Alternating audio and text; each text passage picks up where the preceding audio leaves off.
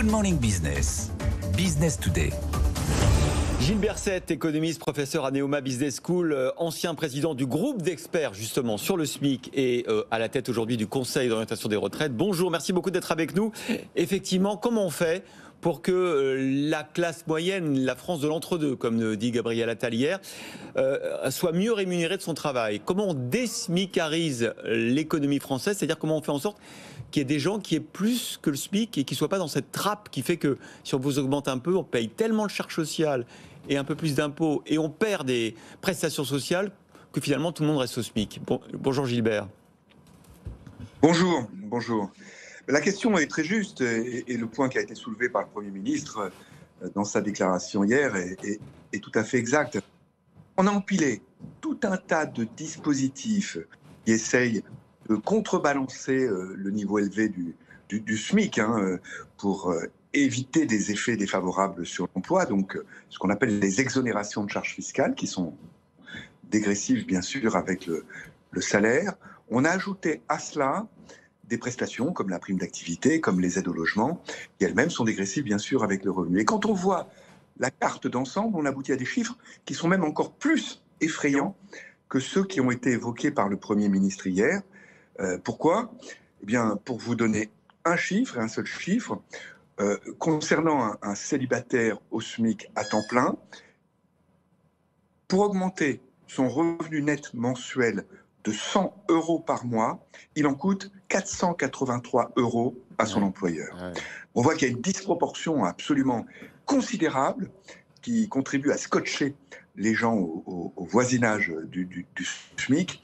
Et la solution, c'est bien sûr de remettre à plat tous ces dispositifs pour éviter que leur dégressivité, si j'ose dire, s'ajoute les unes aux autres. Alors on commence par quoi, Gilles Berset? Parce qu'il y a la question des charges sociales, mais déjà il y a quand même des charges sociales qui sont baissées pour ceux qui gagnent un peu plus le SMIC. On continue la prime d'activité, on arrête avec la hausse de la CSG. C'est quoi les pistes?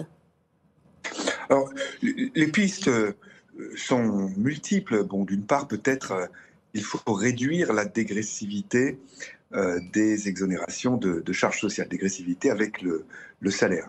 Mais ça coûte très cher, très cher. Et donc, pour trouver des moyens, des ressources pour faire cela, il faut sans doute réfléchir à supprimer d'autres formes de réduction des contributions sociales. Alors, autre piste, on est en train de vous perdre, non ? Oui, Gilbert, on vous perd. Si. On vous a retrouvé, mais on vous entend plus, Gilbert. On va essayer de vous rappeler par téléphone immédiatement pour pouvoir reparler du SMIC ensemble, l'un des points clés du discours de Gabriel Attal. On essaie de vous rappeler. Est-ce qu'on vous a retrouvé? Dites-moi un petit mot, Gilbert, pour voir si vous êtes là. Est-ce que vous m'entendez? Oui, ça y est, on vous a retrouvé, Gilbert. On va essayer, donc peut-être, vous étiez dans votre démonstration, d'abord effectivement sur limiter la dégressivité. Autre piste? Autre piste pour limiter la dégressivité, ça coûte très cher. Il faut sans doute envisager ça avec d'autres formes d'exonération de contributions sociales, qu'on appelle le bandeau famille ou le CICE, c'est-à-dire des réductions de contributions sociales employeurs de 1,6.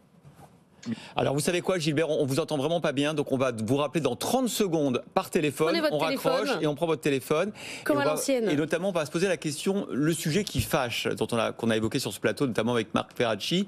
Est-ce que ça passe aussi par une désindexation du SMIC sur l'inflation, parce que vous le rappeliez très justement au début, le problème c'est que le SMIC est sans doute trop élevé pour un salaire minimum, en tout cas si on le compare avec d'autres pays européens, et que peut-être il est trop élevé parce qu'on a cessé de le réindexer sur l'inflation. Donc ça y est, on vous a retrouvé, on est très content. Gilbert, on vous a retrouvé par téléphone. Donc est-ce qu'une autre solution, c'est de désindexer le SMIC de l'inflation pour éviter justement que le SMIC n'augmente trop vite? C'est un sujet qui fâche, mais Marc Ferracci l'a évoqué avec nous sur ce plateau.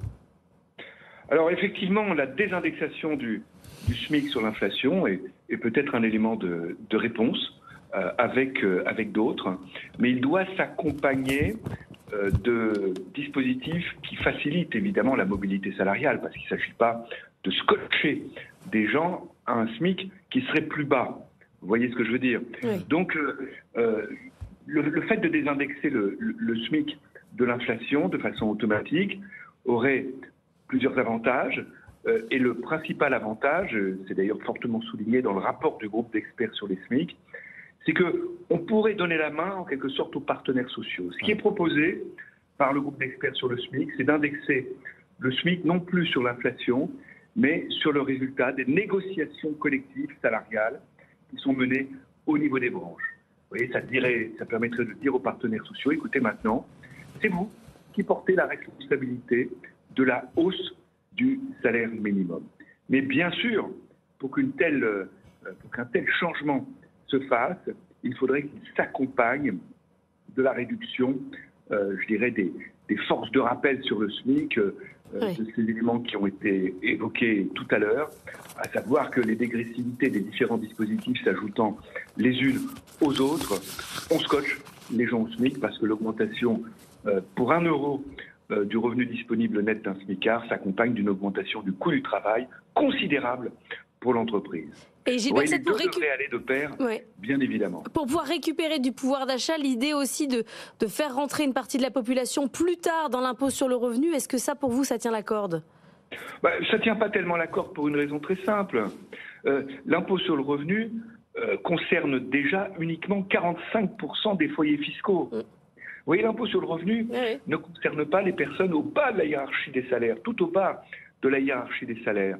Alors on ne va pas continuer à concentrer davantage encore l'impôt sur le revenu, qui en France est particulièrement concentré. On perd ce faisant tout l'aspect, je dirais, éducatif de ce que c'est que l'impôt sur le revenu, la contribution à la distribution des revenus, d'une part, et puis deuxièmement, on aboutit à quelque chose qui ne concernera que 10, 20, 30% des foyers fiscaux. On est déjà dans une situation, encore une fois, où 55% des foyers fiscaux ne payent pas l'impôt sur le revenu.